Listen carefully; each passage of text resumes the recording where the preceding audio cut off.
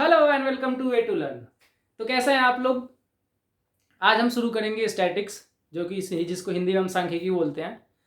तो चलिए टाइम ना वेस्ट करते हुए हम शुरू करते हैं।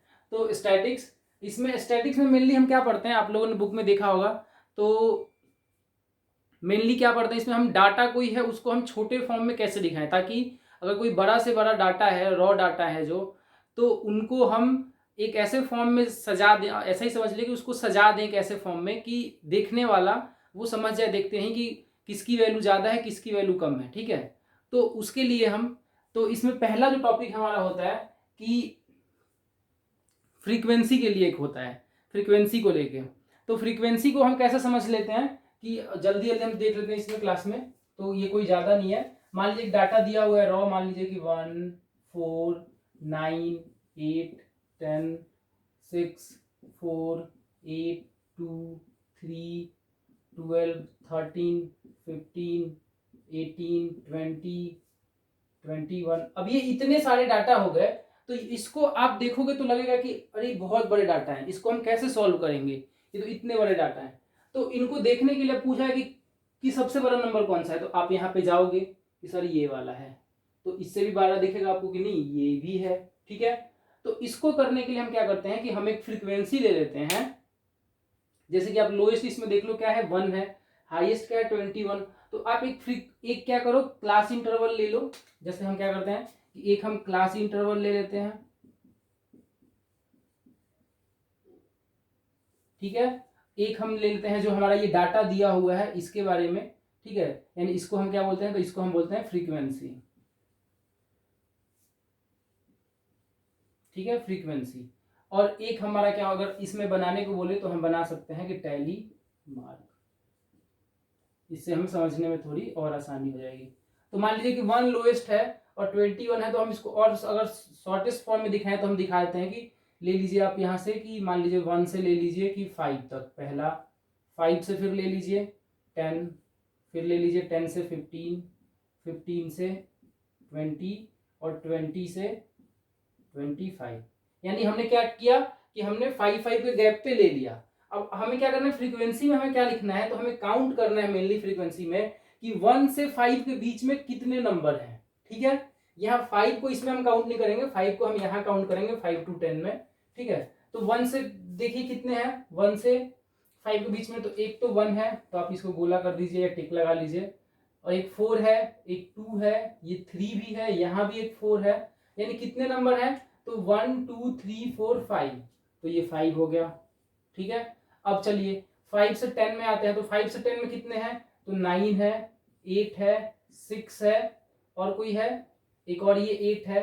तो कितने हो गए, तो 1 2 3 और 4, यानी कि 4 हो गए। इस 10 को हम काउंट इसमें नहीं करेंगे, 10 को हम यहाँ काउंट करेंगे। अब यहाँ आ जाइए 10 वाले में, तो 10 में देखिए एक 10 है, 10 से 15 में 10 है, फिर क्या है 12 है, 13 है, और क्या है और नहीं है। तो 12 और 13 कितने हैं, तो 1 2 3, यानी कि 3।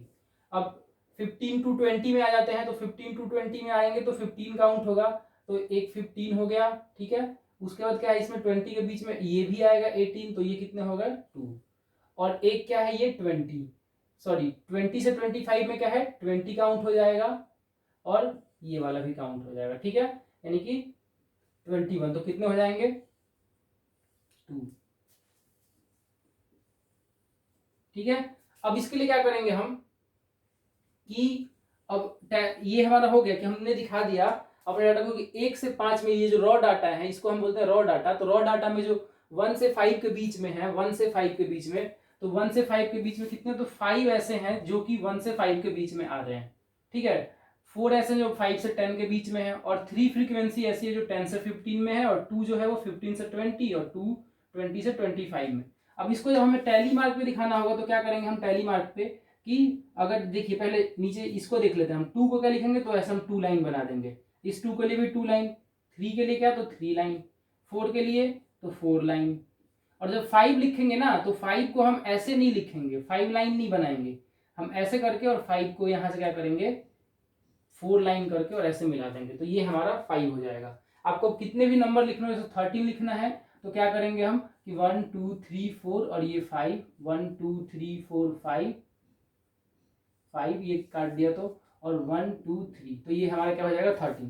तो ऐसे हमें जो हमारा पहला एक्सरसाइज है उसमें तो बहुत इजी से क्वेश्चन है, और जो 14.2 है नेक्स्ट एक्सरसाइज, उसमें हमारे ऐसे ही आएंगे कि हमसे पूछ देगा डाटा देके कि ये डाटा है और इसको आपको सॉल्व करके और बताना है कि ऐसे फ्रीक्वेंसी बना देनी है और टैली मार्क बना देना है। ठीक है, 14.2 में आप क्वेश्चन नंबर पूरे कर सकते हो, इसी टाइप के हैं वो। ठीक है, बहुत सारे रॉ डाटा है, उसको आपको सही करना है इस टाइप में। आगे हम देख लेते हैं इस टॉपिक में, तो हमें क्या पढ़ना है आगे। तो आगे की टॉपिक में हमें इसमें मेनली पढ़ना है जो है वो बार ग्राफ, जिससे कि आपके क्वेश्चंस पेपर में जो है क्वेश्चंस भी आते हैं बार ग्राफ से। ठीक है, तो बार ग्राफ आप लोगों ने नाम सुना होगा, जो कॉम्पिटेटिव वाले हैं बच्चे उनके लिए भी ये बहुत इंपॉर्टेंट है टॉपिक, क्योंकि उनके भी पेपर में ये आते हैं। और जो 9th 10th क्लास के हैं उनकी क्लास में बार ग्राफ हो गया या स्टैटिक्स पोर्शन से आपका 5 नंबर का क्वेश्चन कम से कम आएगा, मिनिमम 5 मार्क्स के क्वेश्चंस आएंगे। ठीक है, और आपको सॉल्व करना होगा, आपको एक ग्राफ का पेज दे देंगे, उससे बोल देंगे कि डाटा है उसका बार ग्राफ बनाइए और कुछ भी। तो मान लीजिए, चलिए स्टार्ट करते हैं हम। तो बार ग्राफ में क्या है मेनली, तो एक डाटा दिया हुआ है, मान लीजिए कि आपके स्कूल सर्कल में ही कोई है तो उनके ही नाम मान लीजिए दे दिया कि राम, ठीक है, श्याम,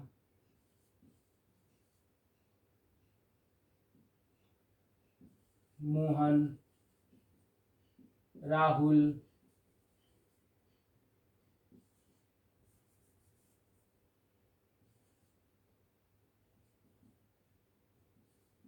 गीता, ये नाम दे दिए। ठीक है, और इनका बोल रहा है कि ये जो है ये नेम हो गए इनके, और इनके जो मार्क्स आ रहे हैं, मार्क्स जो है इन परसेंटेज, वो क्या है कि जो फाइनल मार्क्स इनके आ रहे हैं फाइनल पेपर में वो क्या है, तो इसके मान लीजिए कि 95% आए हैं, ये श्याम जो है इसके 80% आए हैं, मोहन जो है इसके 90% आए हैं, राहुल है इसके 80% आए हैं, गीता जो है इसके कितने आए हैं, तो इसके क्या है 95%। ठीक है, इतने इतने मार्क्स आए हैं। आप कुछ भी ले सकते हो डाटा, आपसे पेपर में क्या क्या करेगा आपके बुक में कि डाटा आपको दे देगा और आपसे पूछ लेगा कि ये डाटा है और इसको आपको सॉल्व करना है, इसको आप बार ग्राफ पे दिखाओ। तो इसके लिए बार ग्राफ कैसे बनाएंगे, तो आप ध्यान दीजिए कि बार ग्राफ के लिए हम क्या करेंगे कि एक तो ये हम जो लेते हैं इसको क्या बोलते हैं, आप लोग सब लोग अभी कोऑर्डिनेट ज्योमेट्री में सीख ही चुके हैं और प्रीवियस क्लास में भी। तो इसको हम क्या बोलते हैं, यहाँ जो होता है इसको हम 0 बोलते हैं, ये वाई एक्सिस होता है और ये क्या होता है एक्स एक्सिस। तो एक्स एक्सिस पे क्या करना है हमें, जो हमारा नेम है ये, इसको हमें लिखना है एक्स एक्सिस पे। ठीक है, और वाई एक्सिस पे क्या लिखना है हमें, तो वाई एक्सिस पे हमें लिखना है मार्क्स, और किस में है तो इन परसेंटेज। ठीक है, ऐसे लिख देना जो भी यहाँ दिया हुआ है। ठीक है, यानी पहले वाले को नीचे और दूसरे वाले को यहाँ। ठीक है, अब हमें क्या करना है कि जितना हम गैप यहाँ पे लेंगे उतना ही गैप हमें यहाँ पे लेना है। अब क्योंकि बोर्ड पे ग्राफ पेपर है नहीं इतने बड़े बोर्ड की साइज की मैं समझा सकूं, आपके पास होगा तो उस पर आप देखोगे ग्राफ के पेज में तो बहुत सारी छोटी छोटी, एक मोटी लाइन होगी, फिर उस पर पतली पतली लाइनें और होंगी, फिर एक और मोटी, फिर पतली पतली ऐसे लाइनें, फिर नीचे से भी ऐसे ऐसे बनी होंगी। तो अगर आप इसको 1 मानते हो या 5 मानते हो, तो इसको अगर आप 5 का गैप दोगे तो इसको 10 मानोगे, फिर इसके बाद जो मोटी लाइन आएगी उसी को आप 15 मानोगे। यानी कि अगर आपके पास ग्राफ की कॉपी अभी नहीं है तो आप स्केल पे भी रख के आप बना सकते हो। ठीक है, तो चलिए हम ले लेते हैं यहाँ पे। तो यहाँ हमने लिया इसको। अब यहाँ आप ध्यान दे लीजिए कि क्या हम 0 से 5 ऐसे ही चलेंगे या कोई बड़ा टर्म लेंगे। तो हमने क्या करना है कि राम श्याम है और हमारा यहाँ दिख रहा है कि 95 80 90 80 95, यानी कि 100 तक अगर हम चलें तो हमारा आ सकता है। ठीक है, और यहाँ नाम कितने हैं 5, तो ऊपर हमें 5 लेने हैं, तो पहले हम 5 ऊपर ले लेते हैं। तो इसको हम थोड़ा सा लिख लेते हैं, यहाँ लिख लेते हैं इसको, तो यहाँ लिख देते हैं हम कि मार्क्स इन परसेंटेज। ठीक है, और यहाँ लेते हैं हम नाम, तो ये हो गया हमारा राम, दूसरा नाम सेम डिस्टेंस पे क्या है तो Shyam, third one is same distance, उतना ही जितना इन दोनों के इससे इसके बीच में गैप होगा उतना ही इन सब के बीच में गैप लेना है। तीसरा क्या है Mohan, fourth one is Rahul, and fifth one is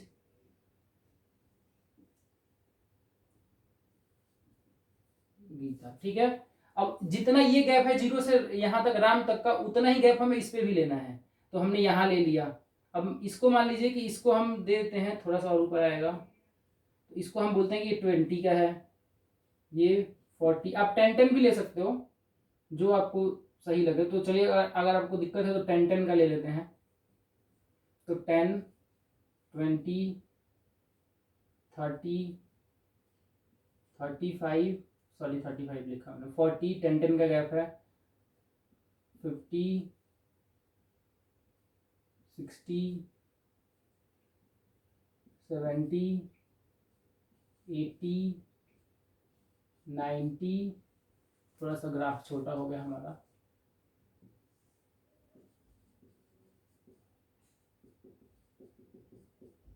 और यहाँ पे आ गया 100। ठीक है, इसको हम कर देते हैं, मिला दिया। थोड़ा सा लाइन टेढ़ी हो रही होगी, तो उसको लेकर आपको टेंशन नहीं लेना। तो ये हो गया हमारा। अब देखिए राम जो है, राम का कितना है, तो 95 राम लेके आया है, तो 95 राम के ठीक इसी पॉइंट पे बनेगा। यहाँ पे पॉइंट हम लगाएंगे, और राम कहाँ पे है, ये लाइन थोड़ी सी टेढ़ी है, तो इसको आप सीधी, ठीक है, तो राम कहाँ पे 95 है, नहीं 90 और 100 के ठीक बीच में आएगा, क्योंकि 10 का गैप है तो। और ठीक ये जो पॉइंट है इसके ठीक ऊपर, यानी कहाँ बनेगा, तो यहाँ पे। ठीक है, अब ये बन गया। अब बार ग्राफ में क्या करते हैं हम, कि जो ये हमने बनाया है, तो यहाँ पे हम इसी लाइन से इसको उठा के नहीं मिलाएंगे, वो आगे हमारा हिस्टोग्राम में आएगा। हम इसके हाफ से इधर ले लेंगे, जो हाफ लाइन बन रही होगी, और इधर जो हाफ लाइन, यानी कि यहाँ पे और यहाँ पे हमने ले लिया। ठीक है, और इसको हम क्या करेंगे कि लाइन को ऊपर ले जाएंगे ऐसे, और इस लाइन को मिला देंगे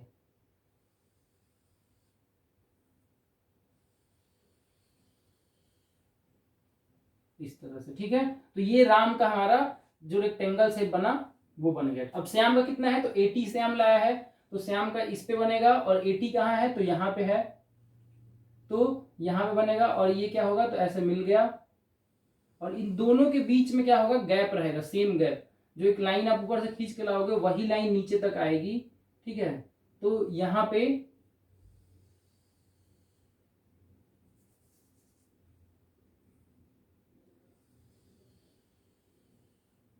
ठीक है ऐसे। फिर क्या है, तो मोहन का, मोहन कितना लाया है 90, तो मोहन का 90 कहाँ बनेगा, तो यहाँ पे, तो यहाँ पे बनेगा, तो ये हो गया हमारा। यहाँ पे थोड़ा सा गैप आपका कम दिख रहा होगा, लेकिन गैप हमेशा हम क्या लेंगे, यहाँ वाला सेम लेंगे। ये थोड़ी सी लाइन,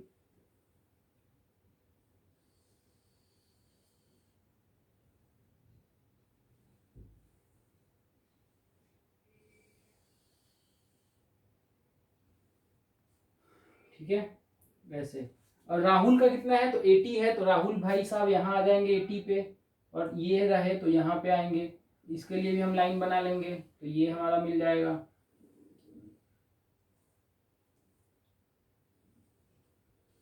ऐसे। ठीक है, ये थोड़ा टेढ़ा टेढ़ा बन रहा है, क्योंकि स्केल अभी हमारे पास है नहीं कि हम सीधा लाइन खींच सके। और गीता कितना है, तो 95 है, तो गीता का भी यहाँ पे बनेगा।